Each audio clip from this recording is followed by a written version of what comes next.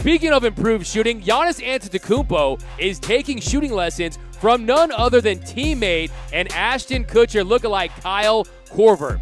Quote, "It's really important. I always try to talk to him a little bit. He's not trying to get in your head or overstep or talk to you too much. Whenever he gives me tips, I always try to listen. One of the best shooters to ever play in the game. He's definitely going to help this team, but he's definitely going to help a lot of players develop their shooting ability." That's what Giannis Antetokounmpo said. And last year, the Greek Freak, he went 30% from beyond the arc. And if he finds a way to shoot it at a 35 or 40% clip from downtown, it is a wrap for the NBA. He's going to win 3, 4, 5 MVPs and be in the conversation for the greatest player in the NBA and the greatest player of all time. That is how special Giannis Antetokounmpo is. That wingspan, that height, the ability to get to the hole in just 2 strides.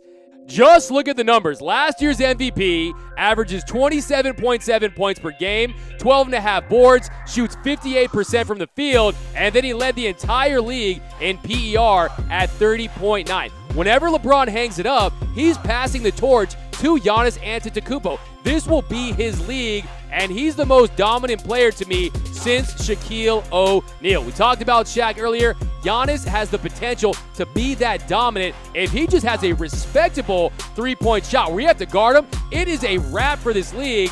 Now, the question with Giannis Antetokounmpo right now is, does he want to sign long-term with the Bucks? Will he sign that Supermax contract? And he's elected to not talk about it. He says it's disrespectful to his teammates. Check this out. Listen to Giannis talking about his current contract status. Play the clip.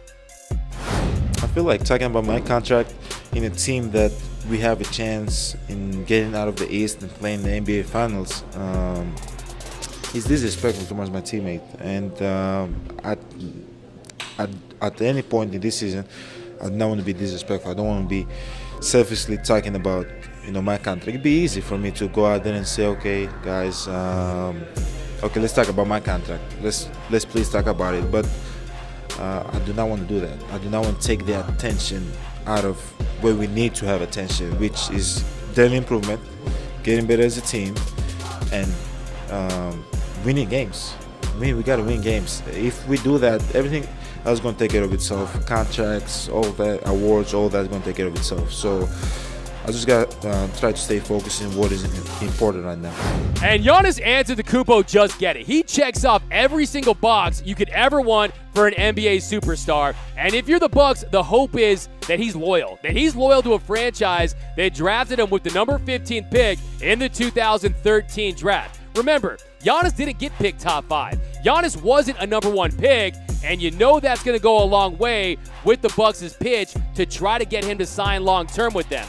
Now, me personally, my gut instinct tells me that the Bucks are definitely going to be in it. It depends on how they fare in this year, and I think that he stays in the East. I think that if he leaves the Bucks, it'll be for another Eastern Conference team with LeBron heading west. You know how well Michael Jordan did in the Eastern Conference. The East, with the time zones and with the way the nationally televised games air, you need a superstar in the East. I think he stays out there. I've heard the talk about him going to Dub Nation, him joining the Warriors, and there's 2 guys that can teach him how to shoot, Steph Curry and Klay Thompson. So they have the flamethrowers that can show him how to shoot there.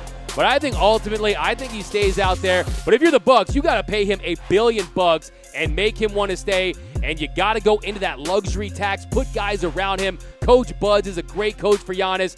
But look for the Bucks and Giannis to have another big year. And then we're going to see what happens with those contract negotiations in the offseason.